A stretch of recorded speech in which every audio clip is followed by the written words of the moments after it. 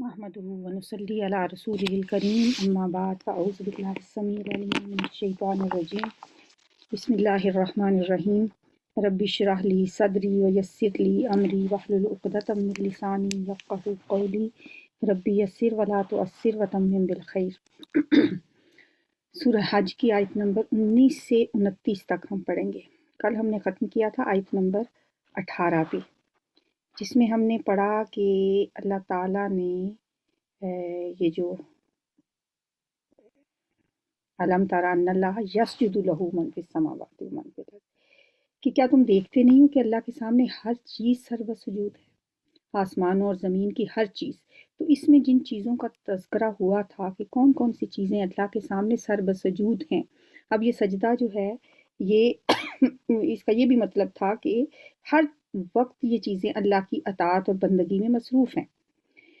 تو ان چیزوں کو اگر ہم دیکھیں کہ کن کن چیزوں کا کیسے تذکرہ کیا گیا، یہ بڑی خوبصورت ایک ترتیب ہے اس آیت کے اندر، جو کل ہم نے آخری آیت پڑھی تھی، کہ اوپر سے نیچے کی طرف ایک خوبصورت ترتیب پائی جاتی ہے۔ جیسے سورج سب سے بڑا ہے، وہ تو سب سے پہلے اس کا ذکر کیا گیا، اس کے بعد چاند، پھر اس کے بعد ستارے، پھر اب دیکھتے جائیں اوپر کو، پہلے کہ سورج نظر آتا ہے، پھر انسان آسمان کی طرف دیکھتا ہے تو اس سے چھوٹی چیز جو ہے وہ چاند ہے، پھر ستارے جو چاند سے بظاہر چھوٹے نظر آتے ہیں، پھر نیچے زمین پر پہاڑ، پھر پہاڑوں سے نیچے درخت ہیں، پھر چوپائے، اور آخر میں انسان۔ اور انسان کے بارے میں بھی یہ کہا گیا کہ انسانوں کا معاملہ ذرا مختلف ہے، یعنی کثیر من الناس کا لفظ اس میں آیا تھا۔ کل تھوڑا سا اس پہ ہم ڈسکس نہیں کر پائے تھے کہ انسانوں میں سے بھی بہت سے، یہ سب چیزیں تو اللہ کے سامنے اطاعت اور بندگی میں چھپی ہوئی ہیں ہی، لیکن انسان کو چونکہ اللہ تعالیٰ نے اختیار دیا ہے، ارادہ ہے اس کے پاس، من شاء فلیؤمن ومن شاء فلیکفر، تو اس لیے یہ فرمایا گیا کہ وَکَثِیرٌ مِّنَ النَّاسِ، لوگوں سے میں سے بھی بہت سے، کیونکہ انسانوں کو جو محدود آزادی ملی ہے نا، وہ اس سے فائدہ اٹھاتے ہیں۔ کچھ لوگ اللہ سے بغاوت کرتے ہیں، کچھ ایسے بھی ہیں جو اللہ کو چھوڑ کر دوسری چیزوں مثلا سورج، چاند، درختوں تک کی پوجا شروع کر دیتے ہیں۔ بہرحال اللہ تعالیٰ جن لوگوں کو ہدایت اور اپنی معرفت عطا فرماتا ہے، وہ صرف اسی کے سامنے سر سجود ہوتے ہیں۔ تو اس سے اگلی آیت آج ہم پڑھیں گے۔ ہازانی خصمانی، یہ دو گروہ ہیں، مثنیٰ کا صیغہ ہے دو کے لیے، ہازا سے ہازانی، اور خصمانی بھی دو کے لیے، یہ دو جھگڑنے والے گروہ ہیں۔ خصم ان کا مطلب ہوتا ہے جھگڑنے والا، جو نختصمو، جو جھگڑتے ہیں یا جنہوں نے جھگڑا کیا، فی ربہم، اپنے رب کے بارے میں۔ فالذین، تو وہ لوگ جنہوں نے کفروا، کفر کیا، قطعت، کاٹے جائیں گے، لہم ان کے لیے، ثیاب من نار، کپڑے آگ سے، ان کے لیے آگ کے کپڑے کاٹے جائیں گے۔ استغفر اللہ۔ یسبو، پھر انڈیلا جائے گا، ڈالا جائے گا، سبا یسبو، یسبو ڈالا جائے گا، انڈیلنا، ڈالنا، انڈیلا جائے گا، من فوق رؤوسہم الحمیم، ان کے سروں کے اوپر سے کھولتا ہوا پانی۔ استغفر اللہ، اللہم لا تجعلنا منہم۔ کپڑے کو کاٹنے، قطع کرنے کا ذکر کر کے لباس تیار کرنے کے عمل کی طرف اشارہ ہے، یعنی جس طرح ہم پہلے دنیا میں درزی ناپ کے مطابق کپڑے کاٹتا ہے، پھر لباس تیار کرتا ہے، اس طرح جو حق کے منکر ہیں ان کے لیے جہنم کی آگ سے لباس تیار کیے جائیں گے، پھر ان کے سروں پہ کھولتا ہوا پانی ڈالا جائے گا، یسحارو، پگھلا دیا جائے گا، بہی، اس کے ذریعے، ما فی بطونہم، جو ان کے پیٹوں میں ہے، باطن، پیٹ کو کہتے ہیں، بطون اس کی جمع ہے، جو کچھ ان کے پیٹوں میں ہے وہ گل جائے گا، پگھل جائے گا اس ابلتے ہوئے پانی سے جو ان کے اوپر ڈالا جائے گا۔ والجلود، اور ان کے چمڑے بھی، جلد کی جمع جلود، ان کے چمڑے بھی اور ان کے پیٹوں کے اندر جو ہے وہ سب کچھ گل جائے گا، اور ان کی کھالیں بھی گل جائیں گی۔ اللہم لا تجعلنا منہم، اللہم لا تجعلنا منہم، اے اللہ ہمیں لوگوں میں شامل نہ کرنا۔ بہت سخت عذاب ہیں۔ وَلَهُمْ، اور ان کے لیے، مقامع من حدید، ہتھوڑے ہوں گے لوہے کے، حدید لوہے کو کہتے ہیں، مقامی ہتھوڑے ہوں گے لوہے کے، کلما جب کبھی ارادو وہ ارادہ کریں گے، وہ چاہیں گے، ان یخرجو کہ وہ نکل جائیں، منہا اس میں سے، من غم کے مارے، اعیدوا فیہا تو واپس لوٹا دیے جائیں گے اس میں، اور کہا جائے گا وذوقوا اور چکھو عذاب الحریق جلنے کا عذاب۔ اللہ اور اس کے رسول کا جو انکار انہوں نے کیا، اس انکار کی پاداش میں اب یہ عذاب ہمیشہ کے لیے ان کا مقدر بن جائے گا۔ ان سے کہا جائے گا اب تم نے اسی میں رہنا ہے۔ منکرین کے انجام کا ذکر کرنے کے بعد اللہ تعالیٰ پھر آگے دوسرے گروہ کا ذکر کر رہے ہیں، کیونکہ دونوں کا آیت جہاں سے سٹارٹ ہوئی تھی نا، دو گروہوں کی بات تھی۔ بعض کہتے ہیں کہ ان سے مراد اہل مکہ کے وہ لوگ ہیں جنہوں نے کفر کیا، اور پھر دوسرے وہ لوگ ہیں جنہوں نے اسلام قبول کر لیا تھا۔ بعض کے نزدیک یہ وہ جنگ بدر کے کافر اور مومنوں کا تذکرہ ہے۔ بہرحال یہ عام اگر لیا جائے اس سے مفہوم، تو ہمیشہ ہی یہی دو گروہ دنیا میں رہے ہیں، ایک حق کو ماننے والا اور ایک اس کا انکار کرنے والا۔ تو اب دوسرے گروہ کا تذکرہ ہے آگے، ان اللہ بے شک اللہ تعالیٰ یدخل الذین آمنوا داخل کرے گا ان لوگوں کو جو ایمان لائے، وعملوا الصالحات اور جنہوں نے نیک اعمال کیے، جنات تجری من تحتها الانہار ایسے باغات میں جن کے نیچے سے نہریں بہتی ہوں گی، یحلون وہ پہنائے جائیں گے، فیہا اس میں، من اساورا کنگن، من ذہب سونے کے، ولؤلؤا اور موتی بھی۔ سبحان اللہ۔ اللہ کی بات ماننے والے، ایمان لانے والے اور عمل صالح کرنے والے جو ہیں، نیک اعمال کرنے والے جو لوگ ہیں، ان کے لیے اللہ نے کتنی نعمتیں رکھی ہیں۔ اللہ فرما رہے ہیں کہ ان کو ایسی جنتوں میں داخل کیا جائے گا جن کے نیچے سے نہریں بہتی ہیں، اور انہیں ایسے زیورات پہنائے جائیں گے، سونے کے کنگن اور موتیوں کے بنے ہوئے، وَلِبَاسُهُمْ فِيهَا حریر ان کا لباس اس میں ریشم کا ہوگا۔ دنیا میں تو مردوں کو ریشم پہننا منع ہے نا، حرام ہے، مگر جنتیوں کے لباس خصوصی طور پر ریشم سے بنائے جائیں گے۔ اوپر والا لباس باریک ریشم کا ہوگا، جبکہ نیچے والا گاڑھے ریشم کا ہوگا۔ وہدو اور وہ ہدایت دیے جائیں گے، رستہ دکھائے جائیں گے، رہنمائی کیے جائیں گے، ہدو الی الطیب پاکیزہ بات کی طرف، من القولی بات، یعنی وہ ہدایت دیے گئے دنیا میں، یعنی دنیا ہی میں ان کی رہنمائی کر دی گئی بہترین بات کی طرف۔ طیب من القول بہترین بات کون سی ہے؟ بہترین بات سے مراد کلمہ طیبہ ہے، لا الہ الا اللہ محمد رسول اللہ۔ تو اس کی طرف ان کی دنیا میں ہی رہنمائی کر دی گئی۔ وہدو اور وہ ہدایت دیے گئے الی صراط الحمید تعریفوں والے رب کے رستے کی طرف، الحمید اللہ کی راہ کی طرف، وہ اللہ جو حمید ہے، تعریف کیا گیا ہے، انہیں اللہ کے رستے کی ہدایت مل گئی دنیا میں، جو سب تعریفوں کے لائق ہے، اور وہ اس رستے پر چلتے ہوئے اللہ کی رحمت کے اندر پہنچ جائیں گے۔ اللہ کی رحمت وہ جو فروح و ریحان و جنت نعیم، اور جب جنت میں پہنچ جائیں گے تو وہ پھر کیا کہیں گے؟ الحمدللہ الحمدللہ الذی ہدانا لہذا وما کننا لنہتدی لولا ان ہدانا اللہ۔ سب تعریف اللہ کے لیے، اللہ کا شکر ہے جس نے ہمیں اس رستے کی رہنمائی کی، ہدانا لہذا جو ہمیں یہاں تک لے آیا، جس نے ہمیں یہ ہدایت کا رستہ دکھا دیا۔ وما کننا لنہتدی ہم تو ایسے نہ تھے کہ ہم یہ رستہ پا سکتے، لولا ان ہدانا اللہ اگر اللہ ہمیں ہدایت نہ دیتا۔ تو اللہ سے ہمیشہ دعا کرتے رہنا چاہیے کہ اللہ تعالیٰ ہمیں اسی صراط الحمید پہ چلتا رکھے، اور اسی صراط الحمید کی طرف ہماری رہنمائی کرتا رہے، آمین۔ ان الذین کفروا بے شک وہ لوگ جنہوں نے کفر کیا، ویصدون عن سبیل اللہ اور وہ روکتے ہیں اللہ کے رستے سے۔ اللہ کے رستے سے روکنے والے کون سے لوگ ہیں؟ اہل مکہ کے کیسے روکا نبی صلی اللہ علیہ وسلم کو اور آپ کے ساتھیوں کو، مسجد حرام سے نکالا، مکہ سے نکالا، آپ کے رستے میں انہوں نے کتنی رکاوٹیں کھڑی کی۔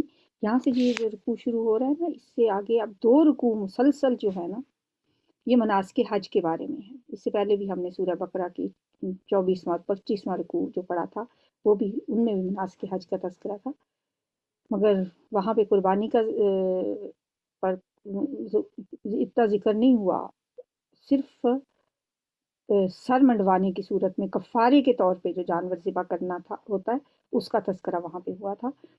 تو یہاں پہ قربانی اور طواف کا خاص طور پر ذکر ہے۔ تو اور بے شک جو لوگ کفر کیا جنہوں نے اور بند کیا، سدا یسدو، سدن ہوتا ہے روکنا، روکا اللہ کے رستے سے اور مسجد حرام سے روکا۔ ظاہر ہے نبی صلی اللہ علیہ وسلم جب مکہ کو چھوڑ کے آئے تھے، کوئی دل کی خوشی سے تو نہیں چھوڑ کے آئے تھے۔ مسجد حرام میں نمازیں پڑھنا، مسجد حرام میں رہنا، اس مکہ میں رہنا آپ کے لیے مشکل بنا دیا تھا ان لوگوں نے۔ وہ گھر، وہ مسجد الذی جس کو جعلناہ ہم نے بنایا ہے اسے للناسی لوگوں کے لیے، سواء العاکف فیہ والباد، برابر، لوگوں کے لیے برابر بنایا، سواء، کون سے لوگوں کے لیے؟ للعاکف، جو مقیم ہوں، فیہ اس میں، والباد، اور جو باہر سے آنے والے ہیں، چاہے لوگ وہاں کے رہنے والے ہوں چاہے باہر سے آنے والے ہوں، دونوں کے لیے یہ جگہ جو ہے یہ برابر ہے، دونوں قسم کے لوگوں کے لیے، مقیم بھی اور باہر سے آنے والوں۔ جو باہر سے آنے والے ہیں اس کے لیے جو اصطلاح استعمال ہوتی ہے وہ آفاقی کی ہوتی، یعنی مقیم اور آفاقی۔ حرم کے اندر سب کے حقوق برابر ہیں، کسی کو کسی پہ کوئی ترجیح یا برتری نہیں دی جا سکتی۔ اب بھی وہاں پر یہ مساوات قائم ہے، باہر سے آنے والا کوئی شخص اگر پہلی صف میں بیٹھا ہو تو اسے کوئی وہاں سے نہیں اٹھا سکتا، البتہ کوئی ناجائز طریقے سے اگر اپنے لیے کوئی رعایت حاصل کر لے یا حکومتی سطح پر کسی کو وی آئی پی قرار دے دیا جائے تو وہ ایک الگ بات ہے۔ وَمَن یُرِد، اور جو کوئی چاہے یا ارادہ کرے، فیہ اس میں، بِالحاد، الحاد کا، الحاد کیا ہوتا ہے؟ لحد کس کو کہتے ہیں؟ بغلی قبر جو بنائی جاتی ہے نا، ٹیڑھی، نیچے سے پہلے زمین کھودی جاتی ہے پھر سائڈ پہ جو قبر، اسے لحد کیوں کہا جاتا ہے؟ کیونکہ وہ ایک طرف ہوتی ہے، ٹیڑھی طرف ہوتی ہے، تو الحاد ہوتا ہے کج روی۔ جو کوئی بھی اس میں ارادہ کرے کسی ٹیڑھی راہ کا، بظلم، ظلم کے ساتھ، یعنی اس گھر میں، نذقہ، ہم چکھائیں گے اس کو، من عذاب علیم، دردناک عذاب۔ جو بھی اس گھر میں بیت اللہ کے اندر اپنی کسی شرارت کی وجہ سے ظلم و ناانصافی کرے گا، کسی بے دینی کا ارتکاب کرے گا، کوئی کجی پیدا کرے گا یا لوگوں کو سیدھے راستے سے ہٹانے کی کوشش کرے گا، تو اس کی سزا کیا ہے؟ نذقہ، ہم مزہ چکھائیں گے اسے دردناک عذاب کا۔ وَإِذْ بَوَّأْنَا لِإِبْرَاهِيمَ، اور جب ہم نے مقرر کر دی ابراہیم کے لیے، مکان البیتی، بیت اللہ کی جگہ، اللہ تشرک بی شیئا، یہ کہ نہ شریک ٹھہراؤ میرے ساتھ کسی کو بھی، وطہر بیتیا، اور پاک کرو میرے گھر کو، للطائفین، طواف کرنے والوں کے لیے، والقائمین، اور قیام کرنے والوں کے لیے، والرکع السجود، اور رکوع اور سجدہ کرنے والوں کے لیے۔ سورہ بقرہ میں بھی یہ آیت ہم پہلے پڑھ چکے ہیں۔ وَعَهِدْنَا إِلَىٰ إِبْرَاهِيمَ وَإِسْمَاعِيلَ أَن طَهِّرَا بَيْتِيَ لِلطَّائِفِينَ وَالْعَاكِفِينَ وَالرُّكَّعِ السُّجُودِ، اور عہد لیا ہم نے ابراہیم اور اسماعیل علیہ السلام سے کہ پاک رکھیں میرے گھر کو، طواف کرنے والوں کے لیے، اعتکاف کرنے والوں کے لیے، اور رکوع و سجود کرنے والوں کے لیے۔ دونوں آیات کے الفاظ بھی ملتے جلتے ہیں، صرف یہ فرق ہے سورہ بقرہ میں لفظ العاکفین آیا ہے اور اس آیت میں اس کی جگہ پہ القائمین استعمال ہوا ہے۔ وَأَذِّن فِي النَّاسِ بِالْحَجِّ، اور تو اعلان کر دے لوگوں میں حج کا، کے بعد حضرت ابراہیم کو یہ حکم دیا جا رہا ہے کہ جب انہوں نے گھر بنا لیا، بیت اللہ تعمیر کر لیا، تو اللہ تعالیٰ نے آپ کو حکم دیا کہ لوگوں میں حج کی منادی کر دو۔ حضرت ابراہیم نے کیسے اعلان کیا ہوگا، کس طرح لوگوں کو پکارا ہوگا، اللہ نے ان کے پیغام اور ان کی پکار کو کہاں تک پہنچایا ہوگا، یہ معاملہ اللہ اور اس کے بندے ان کے درمیان ہے۔ اور دیکھیں کہ واقعی لیکن یہ پیغام پوری دنیا تک پہنچا، اور پوری دنیا کے لوگ آج تک وہاں تک پہنچ رہے ہیں۔ ان کے اس اعلان کو اللہ تعالیٰ نے ہر اس شخص کے کانوں تک پہنچایا جو پھر وہاں پہ پہنچا۔ یا تو کا وہ آئیں گے تیرے پاس، رجالن پیدل، وعلی کل ضامرن اور ہر دبلے پتلے اونٹ پر سوار ہو کر۔ ضامرن دبلا پتلا اونٹ، کیسے؟ لاغر اونٹوں پر، اونٹنیوں پر یا اونٹوں پر سوار ہو کے آپ کے پاس آئیں گے، پیدل بھی آئیں گے۔ اور کیونکہ جب لمبا سفر کریں گے لوگ، اور لاغر اونٹنیوں کے ذکر سے مراد یہ ہے کہ دور دراز کے سفر کرنے کی وجہ سے، طویل سفر کی وجہ سے ان کی اونٹنیاں لاغر ہو چکی ہوں گی۔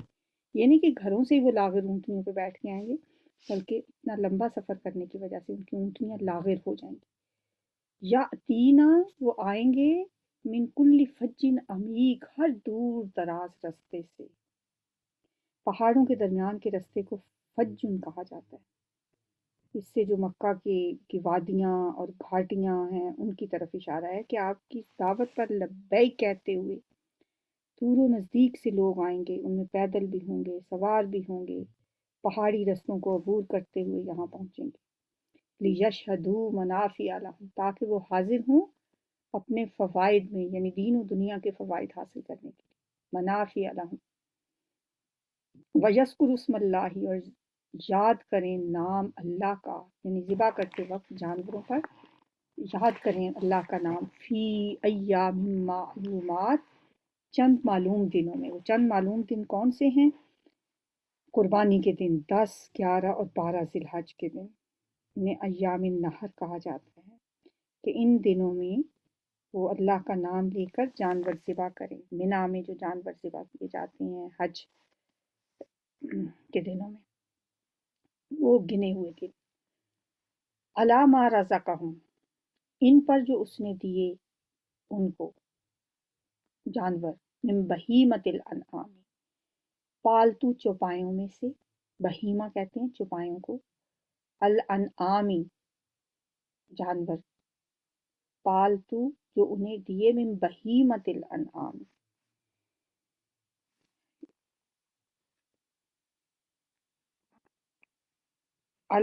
فی ایام معلومات علی ما رزقہم من بہیمۃ الانعام، ان مویشیوں پر جو اس نے انہیں عطا کیے، مویشی قسم کے جانور۔ فَكُلُوا، پس کھاؤ، منہا اس میں سے، فَأَطْعِمُوا اور کھلاؤ، کلو خود کھاؤ، اطعموا کھلاؤ، البائس الفقیر بھوکے تنگ دست فقیروں کو، محتاجوں کو، وہ گوشت خود بھی کھائیں اور دوسروں کو بھی کھلائیں، فقیروں کو بھی کھلائیں، محتاجوں کو بھی کھلائیں۔ ثم لیقضوا، پھر چاہیے کہ وہ دور کریں، تافسہم اپنا میل کچیل۔ ظاہر ہے 8 ذی الحج سے حاجی نکلتے ہیں حج کے لیے، پھر 9 کو عرفہ کا دن پورا، پھر 10 کو یوم نحر آتا ہے جب، پھر اس وقت تک ان کا میل کچیل جسم پہ جو ہوتا ہے اس کو دور کریں، تافسہم۔ ولیوفوا، اور چاہیے کہ وہ پورا کریں، نذورہم اپنی نذروں کو، ولیطوفوا، اور چاہیے کہ وہ طواف کریں، بالبیت العتیق قدیم گھر کا۔ اب اپنا میل کچیل دور کرنے سے مراد کیا ہے؟ کہ احرام کھولیں، نہائیں دھوئیں۔ حج کرنے والوں کے لیے 10 ذی الحج کے دن 4 کام کرنے ضروری ہوتے ہیں۔ 8 کو تو وہ حج کے لیے نکلتے ہیں، منا میں آتے ہیں، 9 کو وہ عرفہ میں آتے ہیں، 10 کو پھر 9 کی شام کو وہ مزدلفہ آتے ہیں، پھر اگلے دن وہ 10 کو واپس مینا جب آتے ہیں تو اسے 4 کام اس دن انہیں کرنے ہوتے ہیں۔ احرام کھول کر نہانا دھونا، پہلا کام کیا ہے؟ سب سے پہلے انہوں نے کیا کرنا ہے؟ احرام کھولنے سے بھی پہلے رمی کرنی ہے، تو کنکریاں ماری جاتی ہیں۔ پھر دوسرا کام اپنے بال منڈوانے ہیں یا حلق یا قصر۔ تیسرا کام پھر طواف، جسے طواف زیارت کہا جاتا ہے۔ اور چوتھا کام نہر، قربانی، بلکہ پہلے قربانی کی جاتی ہے پھر طواف کیا جاتا ہے۔ تو سب سے پہلے نہر اور حلق کے بعد احرام کھولنا ہے، پھر نہا دھو کر صاف لباس پہننا ہے، پھر طواف زیارت کے لیے جانا ہے اور اپنی نظریں پوری کریں اور اس قدیم گھر کا طواف کریں۔ وَلْيَطَّوَّفُوا بِالْبَيْتِ الْعَتِيقِ۔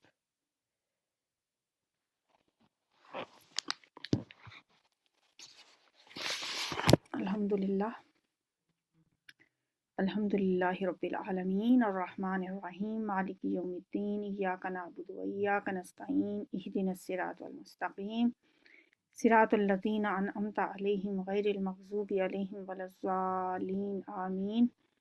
اللہم صلی وسلم علی نبینا محمد، ربنا حب لنا من ازواجنا و ذریاتنا قرۃ اعین واجعلنا للمتقین اماما۔